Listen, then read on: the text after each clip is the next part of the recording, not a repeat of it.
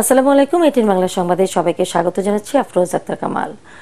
দলীয় সিদ্ধান্ত অমান্য করে উপজেলা নির্বাচনে অংশ নেয় বিভিন্ন পর্যায়ে ৭৩ নেতাকর্মীকে বহিষ্কার করে তৃণমূলে কঠোর বার্তা দিয়েছে বিএনপি। সিনিয়র নেতারা জানান, দলীয় সিদ্ধান্ত অমান্যকারীদের ছাড় দেওয়ার সুযোগ নেই। দলের শৃঙ্খলা রক্ষায় প্রয়োজনে আরও কঠোর হবে হাইকমান্ড। বর্তমান সরকার ও নির্বাচন কমিশনের অধীনে সুষ্ঠু নিরপেক্ষ নির্বাচন সম্ভব নয় দাবি করে নেতারা জানান, উপজেলার ভোট বর্জনে জনগণের মাঝে প্রচারণা চালাবে বিএনপি। বিস্তারিত মইনুল আহসানের রিপোর্টে। জাতীয় নির্বাচনের রেশ কাটতে না কাটতেই উপজেলার ভোটকে কেন্দ্র করে আবারও নির্বাচনী আমেজ গ্রামগঞ্জে। বিএনপি সহ অধিকাংশ রাজনৈতিক দলের বর্জনের মধ্যে উপজেলা নির্বাচনকে প্রতিদ্বন্দ্বিতাপূর্ণ করতে দলীয় প্রতীক না দিয়ে তৃণমূল নেতাকর্মীদের প্রার্থী হওয়ার সুযোগ করে দিয়েছে ক্ষমতাসীন আওয়ামী লীগ। তবে দলীয় সিদ্ধান্ত অমান্য করে এরই মধ্যে প্রার্থী হয়েছেন বিএনপির পদধারী তৃণমূল পর্যায়ের বর্তমান ও সাবেক বেশ কিছু নেতা। উপজেলা নির্বাচনে চেয়ারম্যান, ভাইস চেয়ারম্যান প্রার্থী হওয়া তৃণমূলের ৭৩ নেতাকে বহিষ্কারের ঘোষণা দিয়ে বিএনপি নেতারা জানান, যে কোনো মূল্যে দলীয় শৃঙ্খলা ধরে রাখতে চান তারা। ব্যবস্থা নিবে দলের বিপদের মুহূর্তে তারা বিশ্বাসঘাতকতার ভূমিকা পালন করেছে, এটা চিহ্নিত হয়ে গেছে। যারা করবেন পদ পদবি নিয়ে তাদের বহিষ্কার করা হবে, এই সিদ্ধান্ত বহাল আছে এবং আমি অনুরোধ জানাবো মনোনয়নপত্র জমা দিয়েছেন প্রত্যাহার করে নেওয়ার জন্য। উপজেলা নির্বাচনকে দেশবাসীর সাথে আরেকটি প্রহসন দাবি করে বিএনপির সিনিয়র নেতারা বলেন, বর্তমান সরকার ও নির্বাচন কমিশনের অধীনে সুষ্ঠু নিরপেক্ষ নির্বাচন সম্ভব নয়, এটি এখন প্রমাণিত।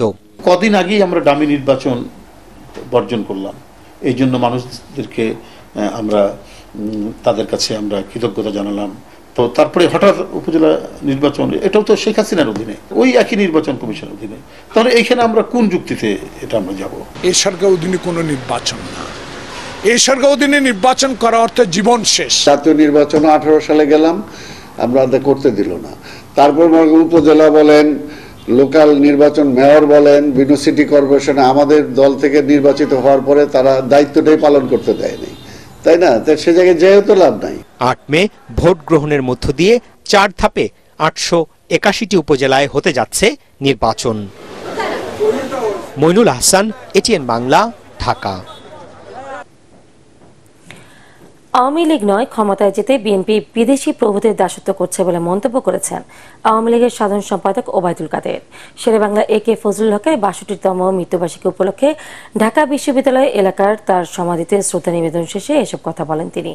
ওবায়দুল কাদের বলেন, বিএনপি গণতান্ত্রিক দল নয়, বরং তারা গণতন্ত্রকে হত্যা করে প্রহসনে পরিণত করেছে।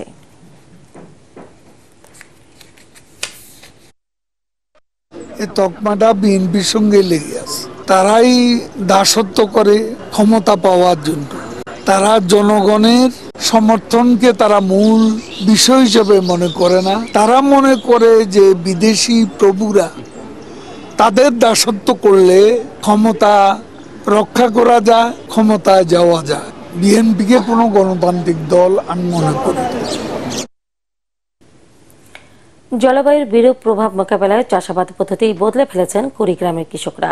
কৃষি যান্ত্রিকীকরণ ও উন্নত বীজ সহ আধুনিক পদ্ধতিতে চাষাবাদে ভাগ্যের পরিবর্তন করেছেন তারা। ফলে অনাবৃষ্টি, খরার মধ্যেও চরাঞ্চলের ধুধু বালুভূমি এখন হয়ে উঠেছে সবুজময়। কুড়িগ্রাম প্রতিনিধি ইউসুফ আলমগীর জানাচ্ছেন বিস্তারিত। উত্তরের সীমান্ত জেলা কুড়িগ্রামের উপর দিয়ে বয়ে গেছে 16টি নদ নদী। এসব নদীর বুক চিরে জেগে ওঠা 400রও বেশি চরে আছে মাইলের পর মাইল আবাদি জমি, যার বেশিরভাগই একসময় ছিল বালুময়। জলবায়ু পরিবর্তনের সাথে নিজেদের খাপ খাইয়ে নিতে সেই ধুধু বালুই এখন সবুজ ক্ষেতে পরিণত করেছেন চরের কৃষকরা।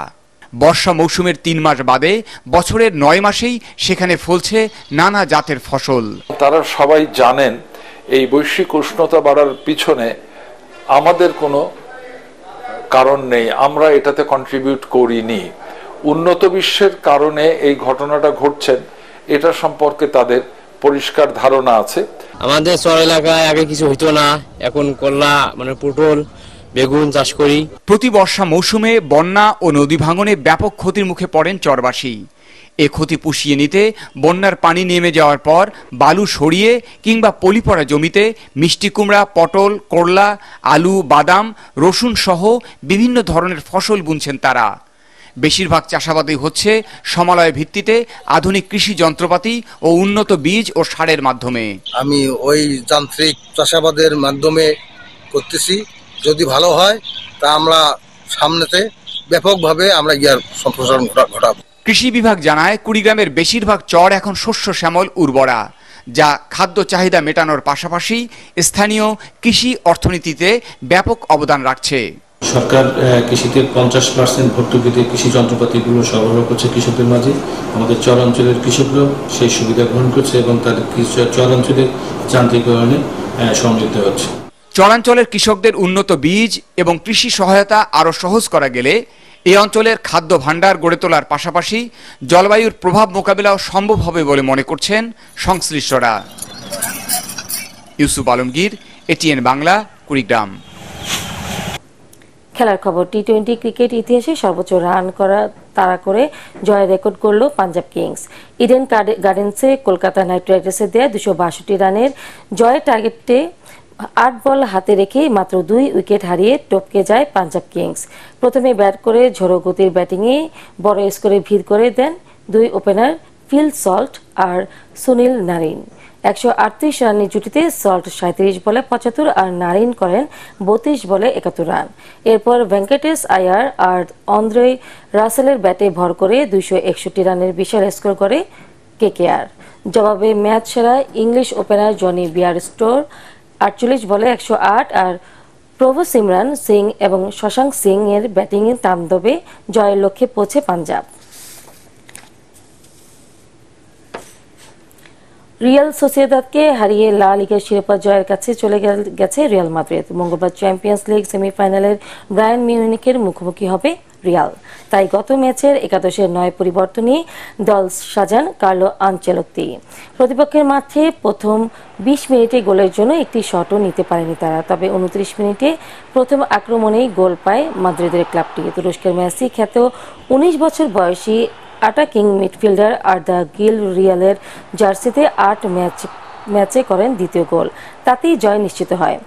এবার বাকি 5 ম্যাচ থেকে 4 পয়েন্ট তুলে নিলেই শিরোপা নিজেদের করে নেবে জুড বেলিংহামরা। 33 ম্যাচে রিয়াল মাদ্রিদের পয়েন্ট 84। 1 ম্যাচ কম খেলা বার্সেলোনার পয়েন্ট এখন 70।